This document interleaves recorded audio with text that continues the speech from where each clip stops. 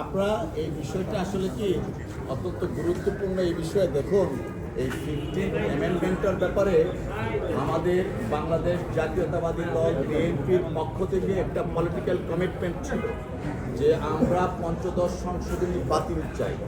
সেই পলিটিক্যাল কমিটমেন্টের জায়গা থেকে বিএনপির প্রতিনিধিত্ব করেছেন সেক্রেটারি জেনারেল মির্জা ফখরুল ইসলাম আলমগীর সাহেব।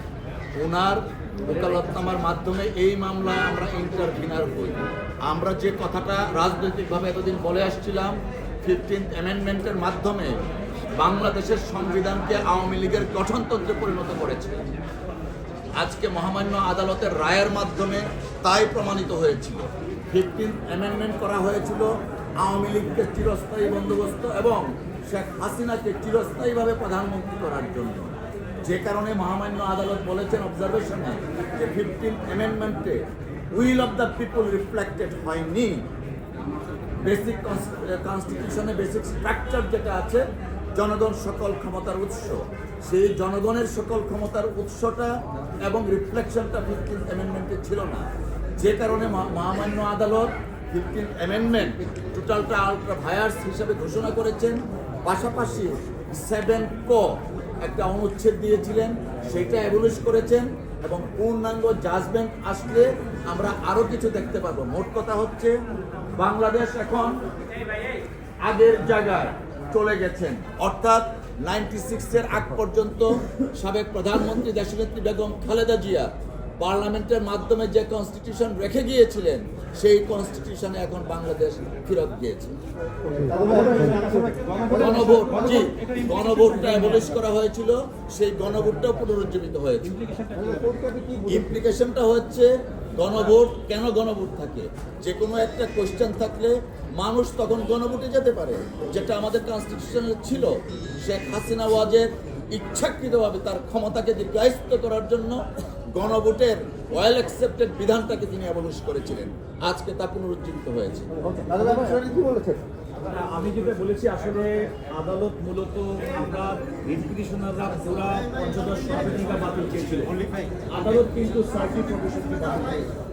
প্রথমটা হচ্ছে 7 ক, যার মাধ্যমে বলা হয়েছিল, যেটা ভেদ আদালতের বক্তব্য, এটা হচ্ছে সম্পূর্ণ অস্পষ্ট সংবিধান সংশোধনী, যার মাধ্যমে কোনো অসাংবিধানিক পন্থায় কেউ যদি ক্ষমতা গ্রহণ করে তাহলে যদি সর্বোচ্চ রাষ্ট্রীয় শাস্তি কে করবে, এটাকে আদালত বলেছে এটা সম্পূর্ণ সংবিধানের সঙ্গে অসঙ্গতিপূর্ণ এবং এটা সম্পূর্ণভাবে অস্পষ্ট। সে কারণে সংবিধানের 7 ক অনুচ্ছেদ বাতিল করেছেন। সংবিধানের 7 ক অনুচ্ছেদের মাধ্যমে বলা হয়েছিল যে কতগুলো সংবিধানের অনুচ্ছেদ যেগুলো পরবর্তী কোনো সংশোধন বাতিল করতে পারবে না। আদালত তার পর্যবেক্ষণে বলেছেন একটা সংসদ তার পরবর্তী সংসদকে এই মর্মে বাধ্য করতে পারেন না তারা কোনটা করবেন কি করবেন না। কারণ কনস্টিটিউশন, সংবিধানটা হচ্ছে একটি লিভিং ডকুমেন্ট। সময় এবং স্থানের পরিবর্তনের ক্ষেত্রে সংবিধানের সংশোধনের প্রয়োজন হতে পারে, সেই কারণে সেটি আদালত বাতিল করেছে। আদালত বাতিল করেছেন সংবিধানের 44-এর 2 অনুচ্ছেদ, যে অনুচ্ছেদের মাধ্যমে দেশের সর্বোচ্চ আদালত সুপ্রিম কোর্টের হাইকোর্ট বিভাগের সাংবিধানিক প্রশ্নের বিচার করার যে ক্ষমতা, সেই ক্ষেত্রে সেই ক্ষমতাটা নিম্ন আদালতকে দেওয়ার প্রচেষ্টা চালানো হয়েছে। আদালত সেটা বলেছে যে আমাদের সংবিধান অনুযায়ী বাংলাদেশের সুপ্রিম কোর্ট হচ্ছে একটি কোর্ট এবং সুপ্রিম কোর্ট হচ্ছে সংবিধানের গার্ডিয়ান। সুতরাং এই সুপ্রিম কোর্টের যে গার্ডিয়ানশিপ সংবিধানের 101 এবং 102 অনুচ্ছেদের মধ্যে দেওয়া হয়েছে, 44 অনুষ্ঠানের নিম্নতম এবং অধস্তন আদালতকে সেটা দেওয়ার কোনো সুযোগ নেই। সুতরাং সেটি বাতিল করেছেন। আদালত পরবর্তীতে বাতিল করেছেন সেটি হচ্ছে সংবিধানের 142 অনুচ্ছেদ। আপনাদেরকে এই কথাটা মনে রাখতে হবে। তার আগে আমি 58টা, এটা কিন্তু বাতিল করেন নাই। 58টা হচ্ছে বলেছেন 58 সংবিধানের নির্দলীয় তত্ত্বাবধায়ক সরকারের যে ব্যবস্থা, বেগম খালেদা জিয়া তার সরকারের সময় বাংলাদেশে গণতন্ত্র, আইনের শাসন এবং মানুষের ভোটাধিকার রক্ষার জন্য প্রবর্তন করেছেন, সেইটা বাতিল করাটা সম্পূর্ণ অসাংবিধানিক। আদালতের পর্যবেক্ষণে বলেছে এই নিরপেক্ষ তত্ত্বাবধায়ক সরকার ব্যবস্থা না থাকার কারণে জানুয়ারি 2018 নির্বাচন, 2024 নির্বাচন, 18 নির্বাচন, পূর্বা 3টে নির্বাচনে জনগণের কোনো ইচ্ছার প্রতিফলন ঘটে নাই, জনগণ ভোট দিতে পারে নাই। সুতরাং এই সংবিধান যেহেতু জনগণের ইচ্ছার প্রতিফলন, জনগণ যেহেতু ভোট দিতে পারে নাই, তত্ত্বাবধায়ক ব্যবস্থার মাধ্যমে যেহেতু জনগণের ভোট দেওয়ার বিষয়টি সুনিশ্চিত হয়েছিল, সুতরাং এটি আমাদের সংবিধানের বেসিক স্ট্রাকচার হিসেবে গঠিত হয়েছে। সুতরাং সেটা পরিবর্তন করা যাবে না। আদালত বলেছেন নির্দলীয় তত্ত্বাবধায়ক সরকার ব্যবস্থা সংবিধানের 58 অনুচ্ছেদ পুনরুজ্জীবিত করা হয়েছে। আরেকটি আদালত বাতিল করেছে 142 অনুচ্ছেদ। 142 অনুচ্ছেদে পূর্বে বলা ছিল কিছু সংবিধানের সংশোধনী করতে গেলে গণভোট প্রয়োজন হবে। সেই গণভোট কিন্তু এবং এই গণভোটের বিষয়টি 12তম সংশোধনীর মাধ্যমে সংবিধানের পুনঃপ্রবর্তন করা হয়েছিল। আদালত বলেছে এই গণভোটের বিধানটি রেখে 12তম সংশোধনীর মাধ্যমে গণভোটের বিধান সম্পর্কিত সংবিধান সংশোধনের যে ক্ষমতা সেই অনুচ্ছেদটি পুনরুজ্জীবিত হবে। অর্থাৎ পঞ্চদশ সংশোধনীর মাধ্যমে বিগত শেখ হাসিনা সরকার পঞ্চদশ সংশোধনীর মাধ্যমে সংবিধান সংশোধন করার যে ক্ষমতা তার পছন্দ মতো করে নিজস্ব দলিল করার যে বন্দোবস্ত করেছিল সেটিকে বাতিল করে সংবিধানকে জনগণের সরকার হিসেবে জনগণের ইচ্ছা আকাঙ্ক্ষার প্রতিফলন হিসেবে গঠন করার জন্য আদালত সেটাকে পুনরুজ্জীবিত করেছে। সবচেয়ে বড় কথা যে কথা বলেছেন আদালত দুটি বিষয় অত্যন্ত স্পষ্ট করেছেন। আমি যেটি বলেছিলাম, আদালত তার রায়ের মাধ্যমে জুলাই অভ্যুত্থান এবং আগস্টের ছাত্র জনতা এবং আমাদের যে সম্মিলিত সংগ্রাম সেই সংগ্রামটাকে ওনারা স্বীকৃতি দিয়েছেন।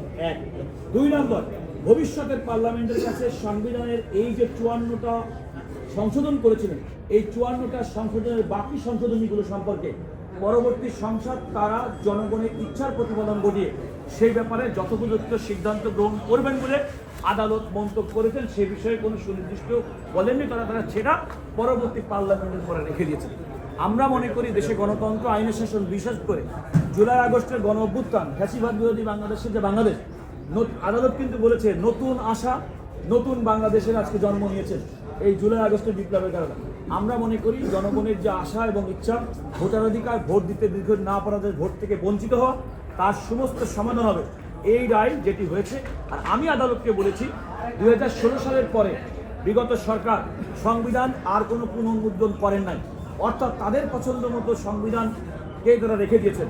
আমি বলেছি যেগুলো আপনি বলেছেন পূর্ণাঙ্গ রায় হওয়ার আগ পর্যন্ত এই আদেশগুলো সন্নিবেশিত করে অবিলম্বে আইন বিচার এবং সংসদ বিষয়ক মন্ত্রণালয়কে নির্দেশ দেওয়া এগুলো সংবিধানে সন্নিবেশ করে অবিলম্বে নতুন করে সংবিধান পুনর্মুদ্রণের জন্য আদালত আমাকে বলেছেন যে আমি যেন লিখিত আকারে ওনাকে দেই তাহলে তিনি সেই বিষয়টি বিবেচনা করবেন। স্যার, আপনার দেখা শেষ প্রশ্ন, আপনারা কি আপিল বিভাগে বিএনপির পক্ষ থেকে রিভিউটা শুনানি করবেন নাকি উইথড্র করবেন? না, আমরা যেটা দাখিল করেছি সেটা আমরা শুনি। এখন পর্যন্ত আমাদের এটাই সিদ্ধান্ত আছে। এই জাজমেন্ট সম্বন্ধে আমি শেষ কথাটা বলে দিতে চাই, সেটা হচ্ছে আজকে আদালতের এই জাজমেন্টে যেটা প্রমাণ হয়েছে যে জনগণের ইচ্ছার প্রতিফলন ছাড়া কোনো সংবিধানেই সংশোধন করা সম্ভব নয়।